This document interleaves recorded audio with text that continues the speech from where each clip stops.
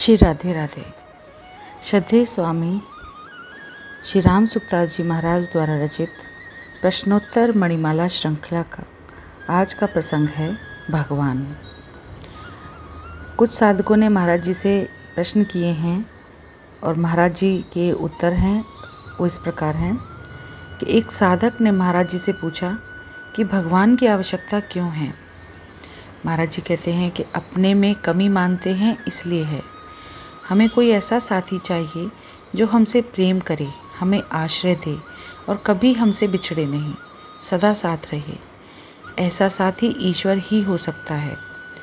तात्पर्य है कि हमें प्रेम के लिए ईश्वर की आवश्यकता है। इस आवश्यकता की पूर्ति न स्वयं से हो सकती है न संसार से। इसकी पूर्ति ईश्वर से ही हो सकती है।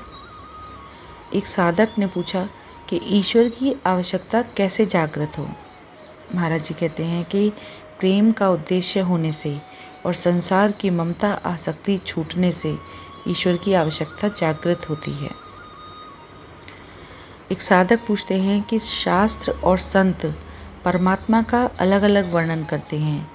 कोई क्या कहता है, कोई क्या, फिर किसकी बात माने। महाराज जी कहते हैं कि परमात्मा क्या है इसको कोई नहीं जानता। वे सगुण निर्गुण साकार निराकार सब कुछ हैं। उनके विषय में जो कुछ कहा गया है वह अपनी समझ के लिए है और प्रक्रिया भेद से है। अभी तक परमात्मा का जितना वर्णन हुआ है वह सब का सब मिलकर भी परमात्मा का पूरा वर्णन नहीं है। और यदि पूरा वर्णन हो जाए तो परमात्मा असीम नहीं रहेंगे, सीमित हो जाएंगे। सभी लोग अपने अपने मत एवं संप्रदाय के अनुसार परमात्मा का वर्णन करते हैं। परमात्मा का दया भरा कानून भी है कि उनके किसी भी अंग, नाम, रूप, गुण, लीला, धाम को पकड़ने से उनकी प्राप्ति हो जाती है। साधक को केवल इतनी ही बात मान लेनी चाहिए कि परमात्मा हैं। वे कैसे हैं, किस रूप वाले हैं, कहाँ रहते हैं, क्या करते हैं आदि बातों पर साधक बुद्धि लगाएगा तो झगड़ा पैदा होगा, एक नई आफत पैदा होगी। परंतु परमात्मा है ऐसा मान लेने से सबके साथ समन्वय हो जाएगा। प्रहलाद जी ने नरसिंह रूप का चिंतन ध्यान नहीं किया था, उनको इष्ट नहीं माना था। उन्होंने दृढ़ता से यही मान लिया था कि भगवान हैं और वही मेरे अपने हैं। इसी तरह गजेंद्र ने भी भगवान को यही मानकर पुकारा कि कोई एक ईश्वर है। एक साधक पूछते हैं कि जब परमात्मा का वर्णन कोई कर सकता ही नहीं तो फिर शास्त्रों में, संत वाणी में परमात्मा का जो वर्णन आया है उसकी सार्थकता क्या हुई। महाराज जी कहते हैं कि जैसा वर्णन हुआ है वैसा मानकर साधन करने से परमात्मा की प्राप्ति हो जाती है, इसलिए वह वर्णन उपयोगी है। एक और साधक ने महाराज जी से पूछा कि भगवान पर विश्वास कैसे दृढ़ हो। महाराज जी कहते हैं कि विवेक विरोधी विश्वास का त्याग करने से भगवान का विश्वास दृढ़ हो जाता है। विश्वास, संबंध और कर्म ये तीनों ही विवेक विरोधी नहीं होने चाहिए। संसार पर विश्वास करना विवेक विरोधी विश्वास है। संसार को अपना मानना विवेक विरोधी संबंध। शास्त्र निषिद्ध तथा सकाम भाव से कर्म करना विवेक विरोधी कर्म है। विश्वास विवेक समर्थित नहीं होता। जहाँ विवेक की मुख्यता है वहाँ विश्वास नहीं होता और जहाँ विश्वास की मुख्यता है वहाँ विवेक नहीं होता। भगवान से भी विश्वास ही मांगना चाहिए। विश्वास के सिवाय और कुछ भी मांगने की ज़रूरत नहीं। विश्वास प्रेम का साधन है। भगवान है और वही मेरे अपने हैं, इस विश्वास से प्रेम हो जाता है। एक साधक ने प्रश्न किया कि भगवान दयालु हैं या न्यायकारी। महाराज जी बताते हैं कि भगवान संसार की दृष्टि से न्यायकारी हैं, ज्ञान की दृष्टि से उदासीन और भक्ति की दृष्टि से दयालु हैं। भगवान तीनों हैं और तीनों से रहित भी हैं, फर्क हमारी दृष्टि में है। भगवान में परस्पर विरोधी सब भाव रहते हैं। वे दयालु भी हैं, उदासीन भी हैं, पक्षपाती भी हैं, सब कुछ हैं। उनको हम अपनी बुद्धि से समझ सकते ही नहीं। भक्तों के भाव से भगवान का भी भाव बदल जाता है। भगवान के भावों को कोई कह नहीं सकता, कहना दूर रहा, सोच भी नहीं सकता। वे सब तरह से अनंत, अपार, असीम हैं।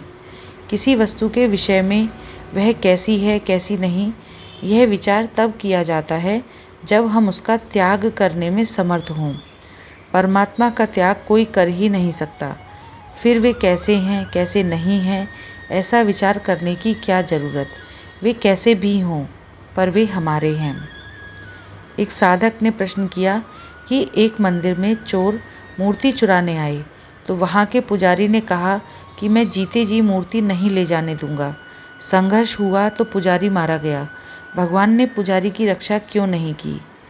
महाराज जी कहते हैं कि यह पुजारी का हठ था, प्रेम नहीं। भगवान हठ से प्रकट नहीं होते, प्रत्युत प्रेम से प्रकट होते हैं। पुजारी मारा गया तो भगवान ने पापों से उसकी रक्षा की, अर्थात उसके पाप नष्ट हो गए। प्रायः घटना सुनने को और मिलती है तथा वास्तव में और होती है। वास्तव में क्या बात हुई, इसका क्या पता। किसी घटना में भगवान का क्या हित भरा है, इसको हमारी बुद्धि नहीं पकड़ सकती। अगर हम अपनी बुद्धि से भगवान की परीक्षा करेंगे तो भगवान फेल हो जाएंगे। इसीलिए अपनी बुद्धि से पकड़ने की चेष्टा न करें, प्रत्युत अपनी बुद्धि को उनके अर्पित कर दें कि भगवान जो कुछ करते हैं उनमें उनकी कृपा और सबका हित होता है। एक साधक ने पूछा कि ऐसी घटनाएं पढ़ने सुनने में आती हैं कि कभी तो भगवान संकट से रक्षा कर देते हैं और कभी रक्षा नहीं करते, इसका क्या कारण है? महाराज जी उत्तर देते हैं कि भगवान प्रारब्ध का भोग करवाते हैं। प्रारब्ध होता है तो भगवान रक्षा कर देते हैं, और प्रारब्ध नहीं होता तो रक्षा नहीं करते। प्रारब्ध भोग का विधान भगवान करते हैं। भक्ति की दृष्टि से देखें तो जैसे माँ कभी प्यार करती है, कभी थप्पड़ लगाती है, तो दोनों में माँ की समान कृपा है। ऐसे ही भगवान रक्षा करें अथवा रक्षा ना करें, दोनों में उनकी समान कृपा है। एक साधक ने पूछा कि जब भगवान सबकी रक्षा करने वाले हैं तो फिर संसार में हिंसा क्यों होती है? महाराज जी कहते हैं कि भगवान तो हिंसा करने वालों के हृदय में दूसरे की रक्षा की प्रेरणा करते हैं, पर कामना तेज होने के कारण वे भगवान की आवाज़ नहीं सुन पाते। एक साधक पूछते हैं कि जब भगवान सबका पालन पोषण करते हैं तो फिर मनुष्य भूखे क्यों मरते हैं? महाराज जी कहते हैं कि यह उनका प्रारब्ध है। भगवान उनके लिए अन्न की आवश्यकता नहीं समझते। जैसे वैद्य रोगी के लिए अन्न ग्रहण करना मना कर देते हैं, तो उसका उद्देश्य रोगी को निरोग बनाना है। तात्पर्य है कि भूख से वे ही मनुष्य मरते हैं जिनका जीना भगवान आवश्यक नहीं समझते। वास्तव में आवश्यक वस्तु केवल परमात्मा ही है। भूख से मरना भी एक साधन है जिससे पुराने पापों का प्रायश्चित होता है। हम अपनी दृष्टि से देखते हैं कि भगवान को ऐसा करना चाहिए, ऐसा नहीं, पर भगवान हमसे ज़्यादा जानते हैं, हमसे ज़्यादा दयालु हैं और हमसे ज़्यादा समर्थ हैं। एक साधक ने महाराज जी से पूछा कि परम उदार भगवान के रहते हुए लोग अभावग्रस्त क्यों होते हैं? महाराज जी कहते हैं कि लोग नाशवान पदार्थों को नहीं छोड़ते, तो भगवान की उदारता क्या करे? कोई गंगा जी के पास जाए ही नहीं, जल पिए ही नहीं, तो ठंडक कैसे मिले? जब तक नाशवान का खिंचाव नहीं मिटता, तब तक मनुष्य की उदारता को नहीं पकड़ सकता। तब तक मनुष्य भगवान की उदारता को नहीं पकड़ सकता। एक साधक ने पूछा कि भगवान कहते हैं कि सब इंद्रियों से मैं ही ग्रहण किया जाता हूँ। इंद्रियों से तो विषय ही ग्रहण होता है, परमात्मा कैसे ग्रहण होगा? महाराज जी कहते हैं कि ऐसा भगवान साधक के भीतर जड़ता की मान्यता हटाने के लिए कहते हैं। भगवान के कथन का तात्पर्य है कि जड़ नहीं है, मैं ही हूँ। साधक मेरे सिवाय अन्य किसी को सत्ता ना दे। एक साधक ने महाराज जी से प्रश्न किया कि संत कहते हैं कि हमें प्यास लगती है तो जल रूप से, भूख लगती है तो अन्न रूप से भगवान आते हैं, पर जल, अन्न आदि तो जड़ तथा परिवर्तनशील हैं। महाराज जी कहते हैं कि हम अपने को शरीर मानकर वस्तु चाहते हैं तो भगवान भी वैसे ही बनकर आते हैं। हम असत में स्थित होकर देखते हैं तो भगवान भी असत रूप से देखते हैं। हम जैसा देखना चाहते हैं भगवान वैसा ही दिखते हैं, क्योंकि भगवान का स्वभाव है, जो जिस प्रकार मेरी शरण लेता है मैं उसी प्रकार उसे आश्रय देता हूँ। एक साधक ने पूछा कि भगवान तो सुख के सागर हैं, फिर उनको सुख देने का, उनकी सेवा करने का भाव क्यों रखें। महाराज जी कहते हैं, माताएं संतों की सेवा करती हैं, उनको भिक्षा देती हैं, तो इस भाव से नहीं देती कि उनके पास खाने को कुछ नहीं है, प्रत्युत इस भाव से देती हैं कि हमारे द्वारा भी महाराज जी की कुछ सेवा बन जाए, हमारी वस्तु भी महाराज की सेवा में लग जाए।